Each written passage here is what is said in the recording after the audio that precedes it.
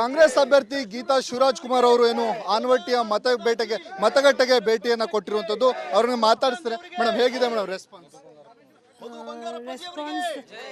Response ಚೆನ್ನಾಗಿದೆ ಅಂತ ಅನಿಸುತ್ತೆ. ಬಿಕಾಸ್ ಆಲ್ರೆಡಿ 40% ಅಂದರೆ ಇಟ್ಸ್ ಕ್ವೈಟ್ ಫಾಸ್ಟ್.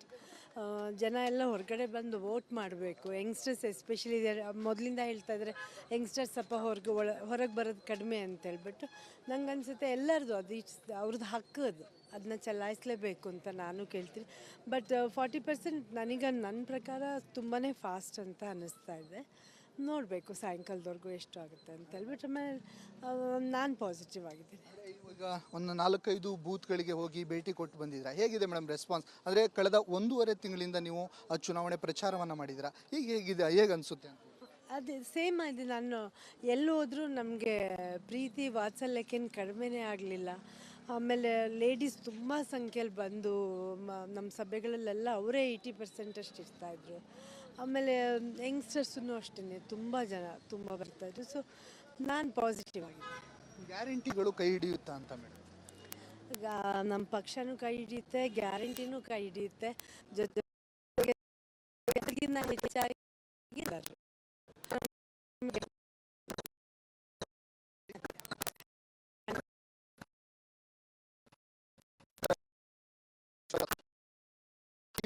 ಹೆಚ್ಚಾಗಿ ಸಹ ನಮಗೆ ಬೆಂಬಲವಾಗಿ ನಿಲ್ತವೆ. 100ಕ್ಕೆ 100ರಷ್ಟು ನಾನು ಗೆಲ್ತೀವಿ ಅನ್ನುವಂಥ ವಿಶ್ವಾಸವನ್ನು ವ್ಯಕ್ತಪಡಿಸಿರುವಂಥದ್ದು. ಕ್ಯಾಮ್ರಾ ಪರ್ಸನ್ ಮಹೇಶ್ ಜೊತೆ ಅಭಿಮಾನ ಕೆಸ್, ರಿಪಬ್ಲಿಕ್ ಕನ್ನಡ, ಶಿವಮೊಗ್ಗ.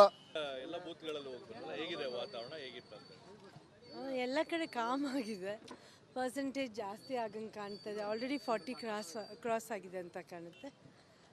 ಆರಾಮಾಗಿದೆ, ಪಾಸಿಟಿವ್. ಮತ್ತು ಜಡೆ ಮತ್ತು ಜಡೆಲೇ 4. ಅಲ್ಲಿ 4 ಮಾಡ್ಕೊಂಡು ಬಂದ್ವಿ.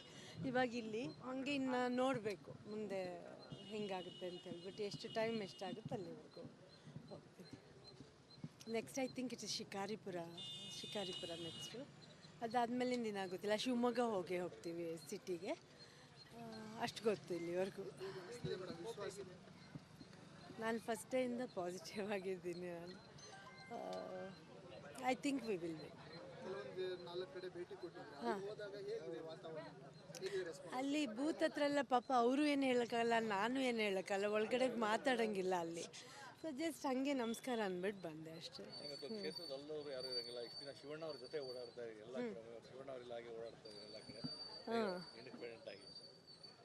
ಇಲ್ಲ, ಆವಾಗಲೂ ಅವ್ರು ನನಗೆ ಇಂಡಿಪೆಂಡೆಂಟ್ ಆಗೇ ಬಿಟ್ಟಿರೋದು. ಬೇರೆ ಕೆಲಸಗಳು ಏನು ಮಾಡಿದ್ರು ಅವ್ರು ಅದರಲ್ಲೆಲ್ಲ ಹಂಗಿದಾಗಲ್ಲ. ಇದರಲ್ಲಿ ಆಮೇಲೆ ಅವ್ರಿಗೂ ಇವಾಗ ಇದರಲ್ಲೆಲ್ಲ ಬರಬೇಕಾದ ಅದಕ್ಕೋಸ್ಕರ ನಾವು ಶಿವಮೊಗ್ಗದಿಂದ ಹೊರಗಡೆಗಿದ್ವಿ.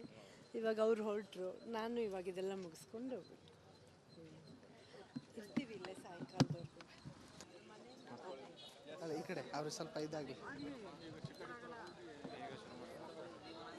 ಅವ್ರು ವಿಡಿಯೋ ಮಾಡ್ತಾರೆ.